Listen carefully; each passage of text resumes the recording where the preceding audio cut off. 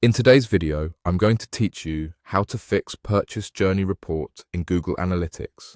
By the end, you'll know exactly where to find the Purchase Journey Report and how to use it to clearly understand how people move through your site toward a conversion. First, open your Google Analytics account. Make sure you're in the property that tracks the website or app you want to analyze. This is important because the Purchase Journey Report is specific to each property, and looking at the wrong one can lead to confusion. If you work with multiple brands or environments, double-check the property name at the top of the interface so you're reading the right data. Next, click Reports. This takes you to the central hub where all of your standard reporting lives.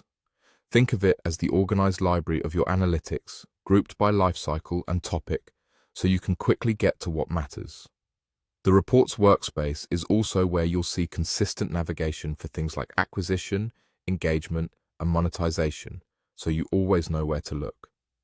Now click Monetization.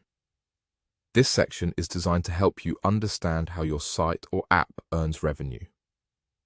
Within monetization, the Purchase Journey Report provides a unique perspective on how users interact across your experience and progress toward conversion.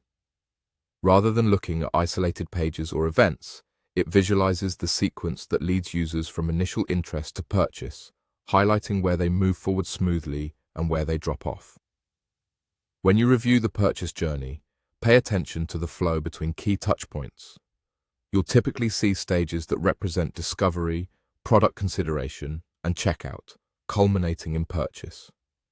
The power of this report is in its ability to reveal friction. If a large portion of users stall between viewing a product and adding it to cart, that suggests a gap in clarity, trust, or usability.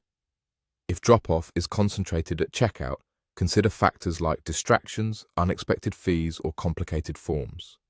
Even differences by device or traffic source can become visible through the patterns you see here.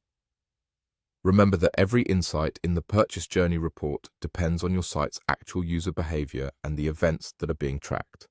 The clearer and more consistent you're tracking, the more reliable the picture becomes. Also, be mindful of timing and volume.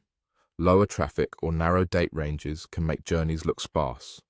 To recap, open your Google Analytics account, click Reports, then click Monetization to access the Purchase Journey Report. Use it as your roadmap to understand how users interact on your site and how they proceed toward conversion, so you can spot friction, prioritize improvements, and ultimately drive more successful outcomes.